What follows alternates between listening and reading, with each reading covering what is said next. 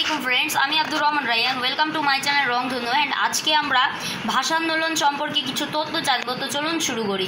উর্দুকে পাকিস্তানের একমাত্র রাষ্ট্রভাষা হিসেবে ঘোষণা করা হয় 1948 খ্রিস্টাব্দে। পাকিস্তানের রাষ্ট্রভাষা হবে উর্দু, অন্য কোনো ভাষা নয়, এটি ঘোষণা করেন মোহাম্মদ আলী জিন্নাহ।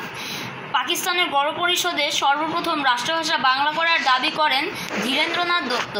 রাষ্ট্রভাষা আন্দোলনের প্রথম সংগঠনের নাম হলো তমদ্দুন মজলিস। ভাষা আন্দোলনের প্রথম বইয়ের নাম হলো পাকিস্তানের রাষ্ট্রভাষা বাংলা না উর্দু। রাষ্ট্রভাষা সংগ্রাম পরিষদ গঠিত হয় 1948 খ্রিস্টাব্দে। ভাষা আন্দোলনে শহীদ হন মোট 8 জন: সালাম, রফিক, বরকত, জব্বার, শফিউর প্রমুখ। রাষ্ট্রভাষা সংগ্রাম পরিষদের আহ্বায়ক ছিলেন শামসুল আলম। পাকিস্তান সরকার বাংলাকে দ্বিতীয় রাষ্ট্রভাষা মর্যাদা প্রদান করে 1956 খ্রিস্টাব্দে। ভাষা দিবস বা শহীদ দিবস পালন করা হয় 21শে ফেব্রুয়ারি। 21শে ফেব্রুয়ারি সরকারিভাবে শহীদ দিবস ঘোষিত হয় 1956 খ্রিস্টাব্দে। ভাষা আন্দোলন চূড়ান্ত রূপ লাভ করে 1952 খ্রিস্টাব্দে।